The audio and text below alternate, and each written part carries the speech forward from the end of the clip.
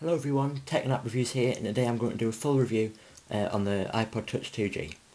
Originally when the iPod Touch first generation came out, it was aimed at users who could not afford or did not want to be tied up to O2's contract service with the original iPhone.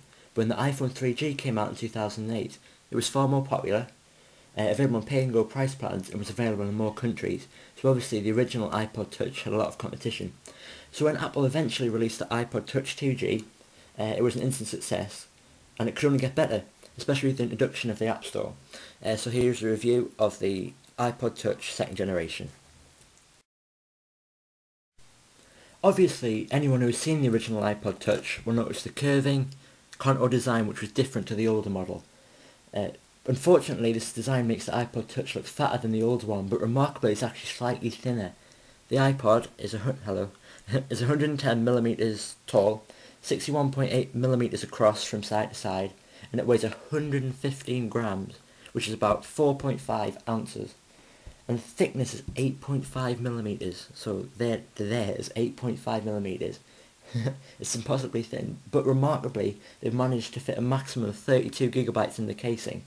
This model here is a 16GB model, but there's no difference in size whether you go for the 8GB model, 16GB model, or 32GB model.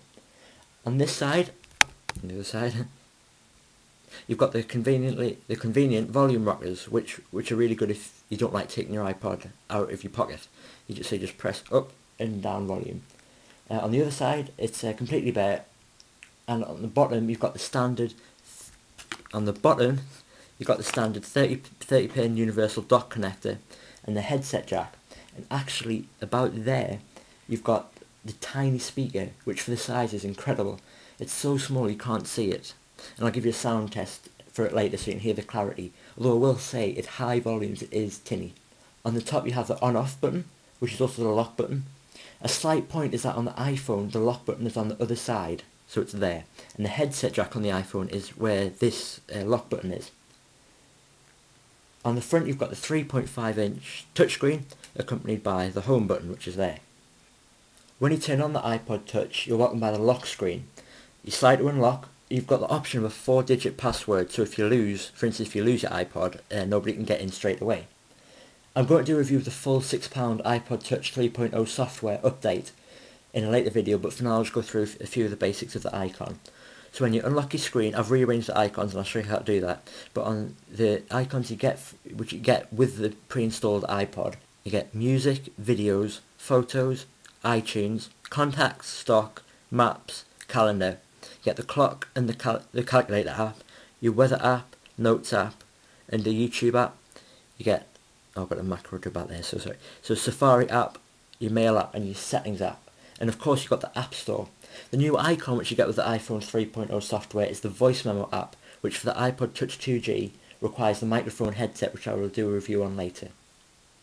This app does not work with iPod Touch 1G first generation owners though. As you can see, you can now have up to 11 home screens, which is now over the previous 9 home screen limit.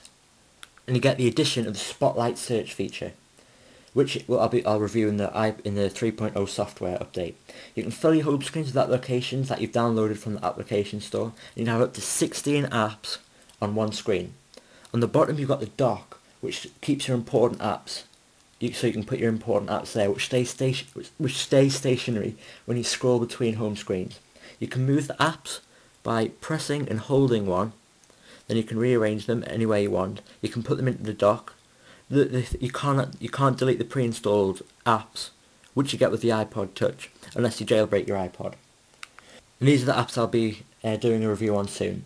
So for a quick review, here's how the App Store works. So you click on the App Store to open it, and you're immediately brought to the categories for the apps, which are displayed here. I've got a macro to about there. So you get features, you have categories, you've got top 25, you've got search, and you've got your app updates. The App Store is by far the best thing. As their apps are for absolutely everything. For instance, you get the great games, which I've got here, which I'll be going to be the review on later.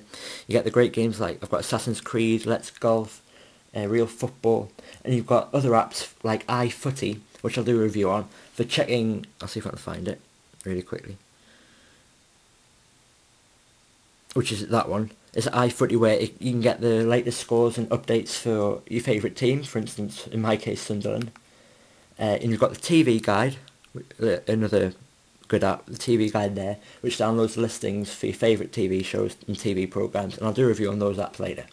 I should point out though a lot of apps use Wi-Fi.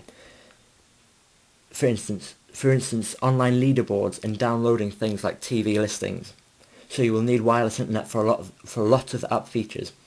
In the latest update, however, there is Bluetooth for easy to player modes, which I will show you there. You get Bluetooth there, so which is for easy to player modes and the option to connect to Bluetooth speakers and Bluetooth headphones. But if you want to play all over the world, for instance, you need Wi-Fi. But remember, it should not cost, for instance, if you're with Virgin, it shouldn't cost for you to connect your iPod to the network. Overall then, would I recommend the iPod Touch? Would I recommend it though over its biggest rival? Not the iPod Nano, not even the iPhone, not even the iPod Shuffle. The iPod Touch's biggest rival, in my opinion, is the iPod Classic. I will have a full review on the iPod Classic, but for now I'll just use it as a comparison. First of all, the iPod Classic has a massive hard drive. This one's the 80GB model, but the dimensions of the new 120GB model is exactly the same, so it's the same width, it's the same screen size. And the hard drive is different to the iPod Touch's flash drive. Flash drives are more lighter and more resistant to knocks, whereas the hard disk on the Classic is literally a spinning disc, so if you knock it, it's more likely to skip tracks. This one's the 80GB model, but as I said, it's the same dimensions as the 120GB model. It may sound good, but I've filled my iPod Touch and Classic with songs, my sister's full library. I filled the Classic full with stupid videos, photos, etc. And I've only used 14GB of the 80GB capacity you get with it, so I can't imagine how you would fill 120GB. So even the most feature-packed user would struggle to fill the iPod Touch. If you are worried about completely filling the iPod Touch, save and get the 32GB model. But because you would struggle to fill that.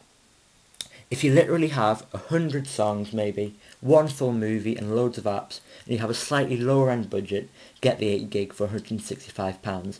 If you want to be a bit more sensible and not be worried about storage, and your budget can stretch a little bit further, get the 16GB, which is £215, which is the model I've got here.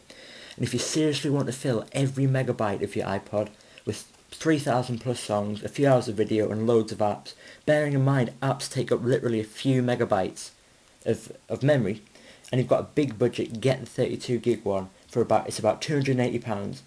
If you absolutely sure you do not want applications, which once you've used apps you will want them, but you don't want them, you've got 7,000 plus songs, then I would recommend the iPod Classic 120GB, or even get the 80GB on eBay for instance for £170.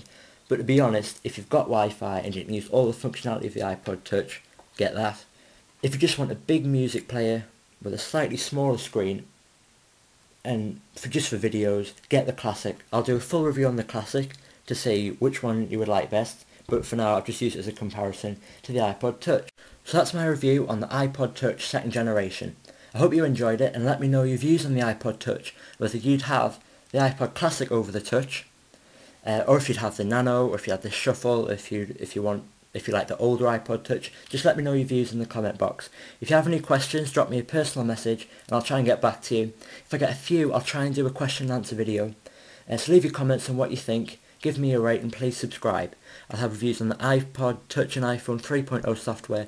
I'll have a review on the Classic and lots of other things. So I'll keep you posted. I'll have more reviews soon and I'll see you in the next video. So remember to comment, rate and subscribe. See you later. Bye.